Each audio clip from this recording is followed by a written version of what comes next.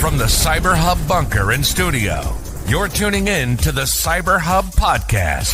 And now for your host and CISO, James Azar.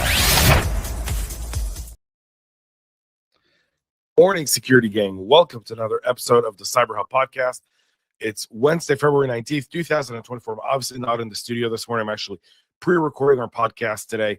I had to take a trip, and obviously being part of what I do as a full-time cybersecurity practitioner, business trips are really, really normal, and they happen. And so last week I was obviously at S4. This time it's a business trip, but great to be in our nation's capital. For all of y'all here in DC, I'll be here for the rest of the day today. And then tomorrow we'll be back in the studio. Hopefully, God willing, all flights go through, right? So let's, keep our hands praying together for that. So we've got a packed show for all y'all today. Really, really busy show. All right. So a lot to talk about. Let's get ready to go through the latest cybersecurity headlines and cybersecurity news that you need to know in order to get your day going. So without further ado, join me for a coffee cup cheers, obviously being that I'm traveling and no good coffee spots in nearby. Like, they have Starbucks downstairs. And as I always say on the show, be better than Starbucks. Starbucks doesn't offer you coffee. They offer you sugar-infused drinks. I, on the other hand, this morning am doing the ultimate drink. The one that if my significant other sees me drinking today, I will hear all about it. However, for the sake of my bond with the cybersecurity gang on the CyberHub Podcast, I've broken open a Celsius. Coffee cup cheers, y'all. For those who don't know why Celsius apparently is really, really not healthy for you, got a whole lecture about it last year. Couldn't buy it, but whenever I travel, I won't lie, I sneak a Celsius. It's pretty good. I enjoy them. They're delicious. All right. Life is short. You only live once. With that being said, let's go ahead and get into Lee Enterprises. So we talked about this a few weeks ago. Lee Enterprises, one of the largest local newspaper distribution outlets in the country. They have over 350 weekly and specialty publications across half of the states of our nation, 25 states. According to their SEC filing now, it appears that the cyber incident carries more of the prints of a ransomware attack rather than just a random cyber attack. According to their release, 75 newspapers were affected by the attack, according to the Press Freedom Tracker. The update shared with the SEC said the threat actors accessed their networks, encrypted critical applications, and exfiltrated certain files. So again, matching the TTPs and IOCs of a ransomware attack. The incident impacted the company's operations, so there is some material breach here, including distribution of product, billing, collections, and vendor payments. Distribution of print publications across our portfolio of products experienced delays, and online operations were partially limited. So they do expect some material breach from this. So they haven't commented more about the attack, and no known ransomware group has taken credit for this, meaning specifically that one of two things are happening still in the background. They're either still negotiating with the threat actors, and if they are, then we'll know that there.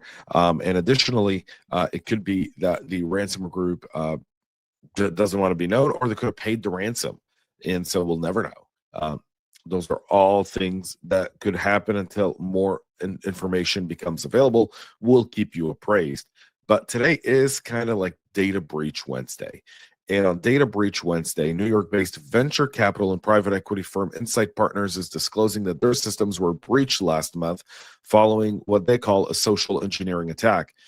The PE firm, VC firm, manages around $90 billion in regulatory assets. They've invested in over 800 startups and companies worldwide. It's 30 years. It's a 30-year-old company. I mean, Insight Partners, good for you. I didn't think they've been around for 30 years. 30 years.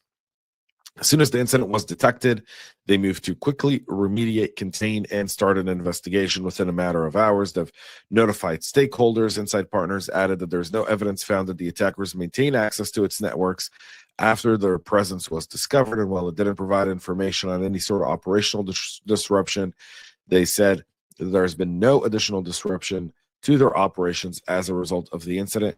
They haven't shared any information on the nature of the attack, in whether this was a ransomware attack or a potential, business email compromise. The attempt to do that, VC firms, private equity firms, are a prime target for business email compromise, and for a multitude of reasons. One, they deal with a lot of cash, they invest money, so there's a lot of movement between companies back and forth. If you recall, just a few years ago, there was a business email compromise attack between a Hong Kong PE firm and an Israeli startup, where the attackers kind of snuck in the middle and were able to steal $5 million from the PE firm that were intended to the Israeli startup. So that's if you're a CISO in this world, that's really your Achilles heel. And then the second thing would be your due diligence and legal documentation. Those would be kind of like the most important, your crown jewels of what you're trying to defend in your organization. So we'll see exactly what impact this has on inside partners, but they are starting to notify people of that. So as more information becomes available, we'll go ahead and share that with all y'all here on the show. Finastra, for their end, started sending written notifications to individuals who had their personal information stolen in a November 2024 data breach. The threat actor offered an underground forum data allegedly stolen from the company's systems. The attackers claimed to have stolen nearly 400 gigabytes worth of data. At the time, Finastra acknowledged the data breach, saying the attacker compromised an internal file transfer application used by some of its customers, but refrained from sharing information on the scope of the incident due to the ongoing investigation.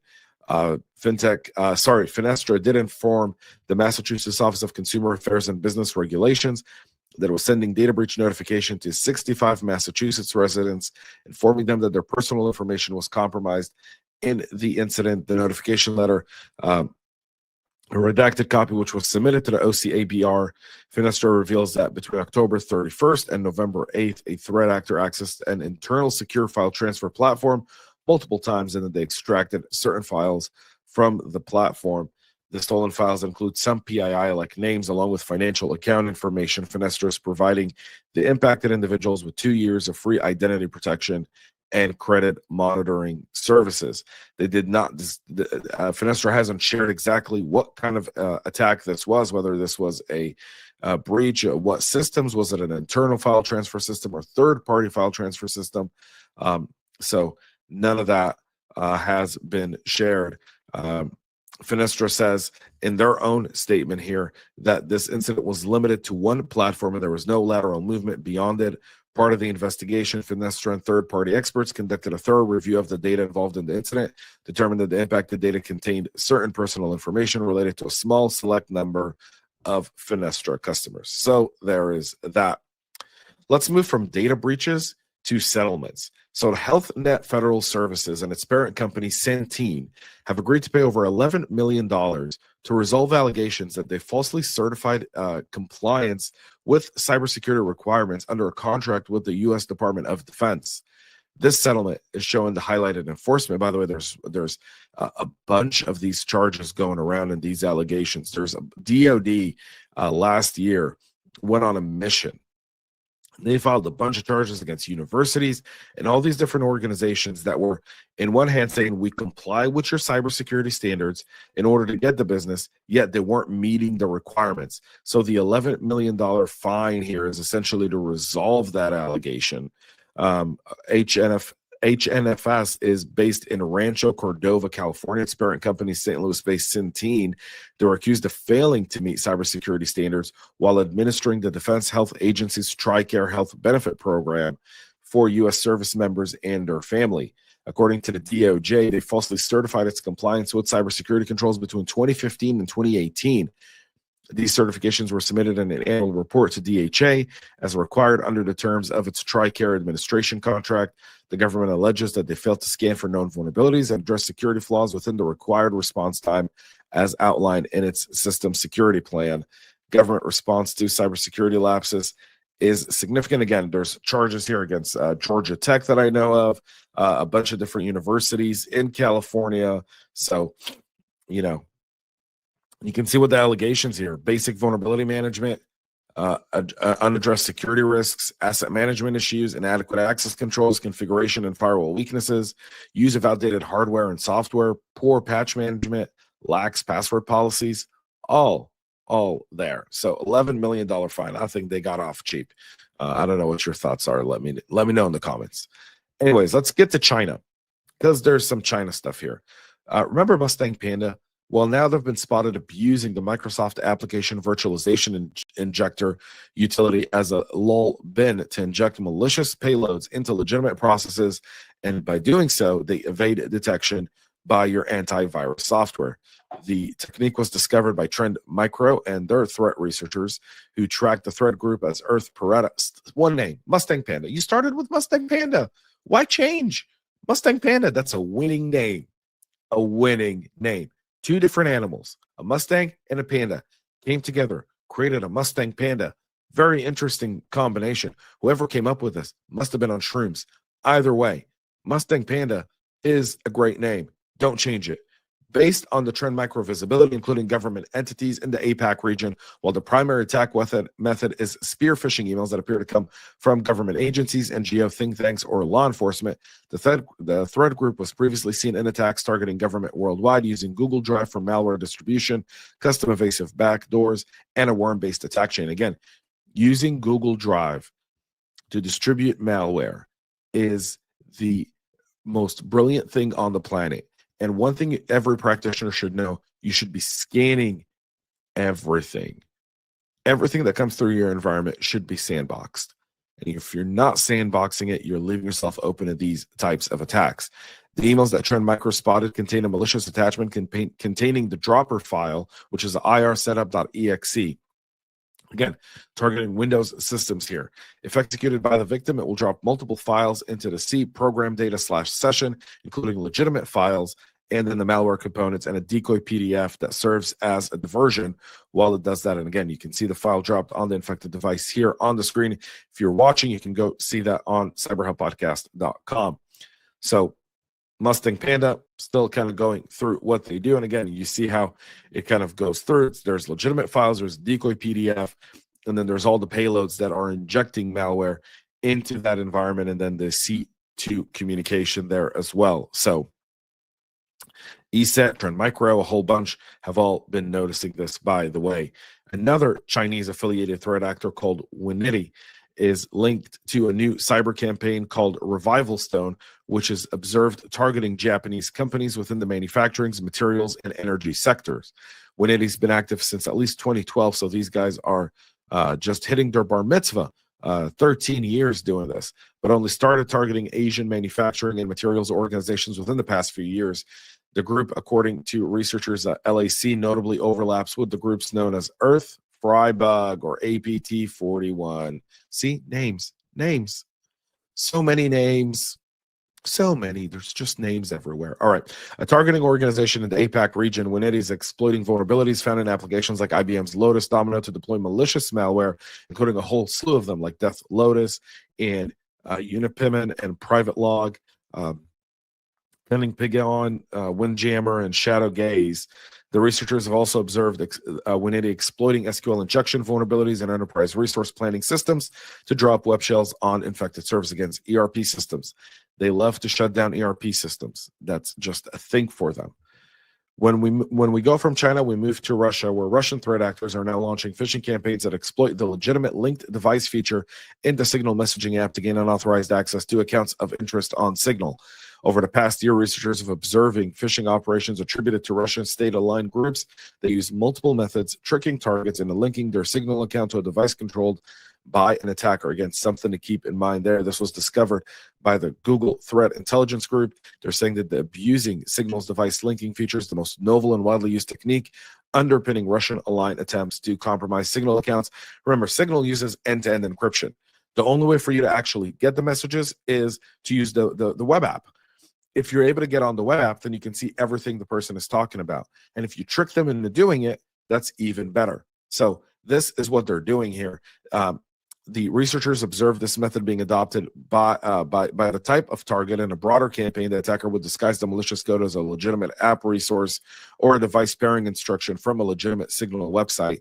However, here they're actually leveraging the feature by creating malicious QR codes, deceiving potential victims and scanning them to allow signal messages to synchronize with an attacker device. QR codes, here we go again. This method was seen with an activity cluster tracked internally as UNC 57902, which has similarities with an actor that's attempting to compromise the Ukraine emergency response team, whose activity's been linked to trying to compromise WhatsApp groups. So again, custom phishing kits. They've said they've observed both Russian and Belarusian efforts to search for and collect messages from Signal's app's database files on Android and Windows using the WaveSign batch script and the infamous Chisel malware, as well as some PowerShell scripts and the RoboCopy command line utility. So they're going after this. They know that people use Signal for more communication simply because they don't store any of that data on their servers. So it's widely trusted among circles, and a lot of people in, with the defense background will do just that. So we have that there by the Russians, something to keep your eye on. Again, if you operate in this part of the world, when you see what the Chinese and the Russians are doing, and you operate in this part of the world, and it doesn't apply to you, it's really important, though, to get that awareness out there, because these tactics will end up going from the threat group, from the nation state actor, to one of their third parties in order for them to try and generate corporate espionage. And the lanes always merge, right? So it could be an 8-lane highway right now and everyone's kind of going about their business. Eventually that 8-lane highway becomes a 2-lane road, and all of these tools merge, and all those that 2-lane road leads directly to you. So just keep this in your mind. Understand that people who do use Signal, it's like I said, cybersecurity is often about communication. And whenever we see novel techniques like these, I like to share them. The reason I do is because they're a great talking point, and people get really excited about it. People who aren't cybersecurity experts, who want to kind of feel the world of hackers and good versus bad and what they do and how they do it. It's a great conversation starter. It gets you to really evangelize cyber, kind of break the standard conversation of tell me what you're doing. And if you see this, do you use Signal? Check out what the Russians are doing with Signal. It really does help build bridges and relationships in a way that helps you become a better security practitioner in your organization.